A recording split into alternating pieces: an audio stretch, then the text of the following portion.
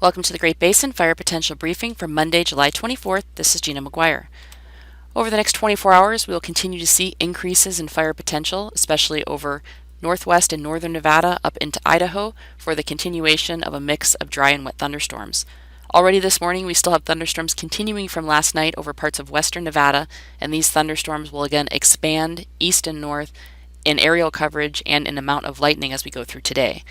Any thunderstorms we see generally south of Interstate 80 across Nevada and Utah into the Arizona Strip will be the wetter variety. However, any thunderstorms today, similar to yesterday, will have some gusty outflow winds, so even areas that see just the lightning with the outflow winds will have the increased threat for new starts along with spread on existing fires. We'll also likely continue to pick up holdovers from the lightning we saw yesterday.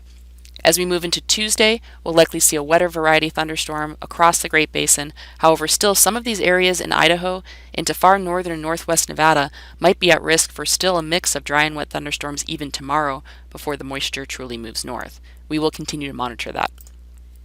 Over the last 24 hours, we saw a significant amount of lightning across most of Nevada, with more scattered thunderstorms in the higher elevations of Utah. But again, across Utah and southern Nevada, these thunderstorms were wetter. As you move further north and west, we had a lot more drier lightning over parts of western and northern Nevada, which definitely increased fire activity in those areas. Here's our Great Basin fire activity over the last 24 hours. We had heavy initial attack across the Great Basin with a reported 41 new fires for over 12,000 new acres. We had several large fires reported yesterday across Idaho into northern Nevada. Over the last 7 days, not including what we saw yesterday, any precipitation has really been focused over the southern and eastern side of the Great Basin with the deeper monsoon moisture, with very dry conditions over northern and western areas. Even over the last 30 days, very dry conditions have continued over western and northern areas of the basin, with really, again, any precipitation near normal in the far south. How this translates to our current fuel conditions: ERCs have increased to above the 80th or 90th percentile over the northern half of the Great Basin and have continued to decline and generally below the 50th or 70th percentile over the southern areas due to that moisture. Again, looking at some of our fuel charts across northern Idaho or central Idaho mountains and the northern part of the Great Basin, ERCs have increased to above records for the time of year due to the significant warm and dry period we are just coming out of. Also over northern Nevada, ERCs are well above normal and are just shy of records. 10-hour fuel moisture still remains very low across northern and western areas, again due to that continued warm and dry conditions. As a reminder, we still have our fuels and fire behavior advisory out in the area shaded in red, mainly for the significantly above normal grass crop we have in those areas. However, still, even in these areas, ERCs are well above normal and near records in the northern portion of Nevada into Idaho. The satellite loop from this morning shows this area of low pressure off the northwest coast, which is helping to push that monsoon moisture north across all areas of the Great Basin today. Again, we still had that lightning over western Nevada still continuing early this morning, which will move north, and we will have lightning likely in all areas of the Great Basin develop through the afternoon and evening hours today. Now looking at our significant fire potential today with that area of low pressure off the coast drawing that moisture northward, our significant fire potential will go up, especially across Idaho today into far northern and northwest Nevada, and possibly along the Sierra front, where conditions are still on the drier side. Moisture is starting to move up over western Nevada and will continue that trend as we go through today. Any lightning generally south of Interstate 80 will likely have more significant moisture with it.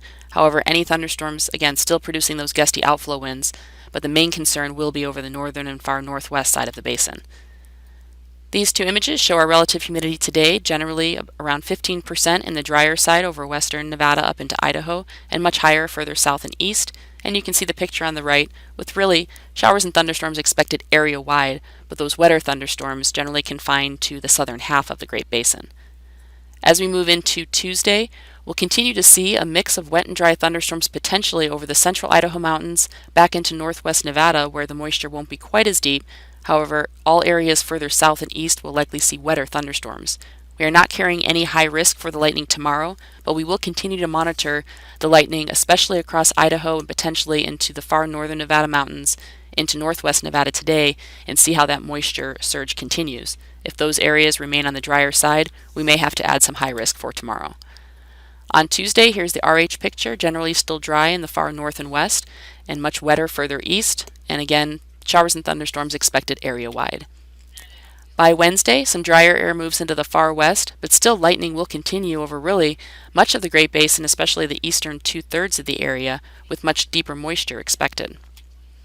You can see the relative humidity starts to drop as that drier air pushes into western Nevada. However, we will be losing lightning in those areas, but again, we will be drying out, so the potential for holdovers will still be possible in those areas. Areas further east, again, more wetter showers and thunderstorms. We will continue to monitor the central Idaho mountains on the drier side, but for the most part, we should see wetter activity.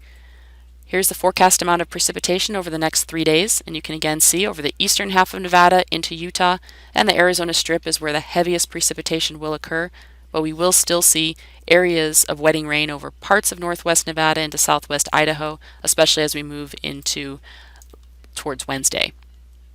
As we move into Thursday, drier air moves into the western side of the Great Basin, and you can see that image on the left. However, still lightning activity will likely continue over eastern areas, but again, still be the wetter variety with no high risks on Thursday.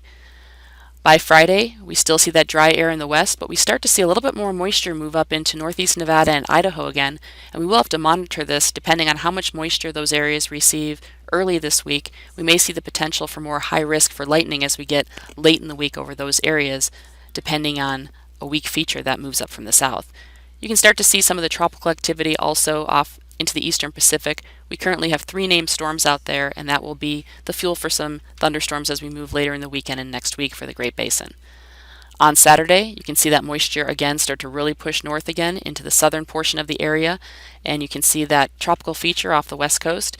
And again, this moisture will be pulled up into western areas of the Great Basin as we move later in the period. We are not carrying any high risk into the weekend, but we will continue to monitor this next return of lightning. On Sunday, much deeper moisture moves into much of the eastern half of Nevada into Utah and the Arizona Strip, with again, we'll continue to monitor Idaho and northwest Nevada being on that drier side of the lightning.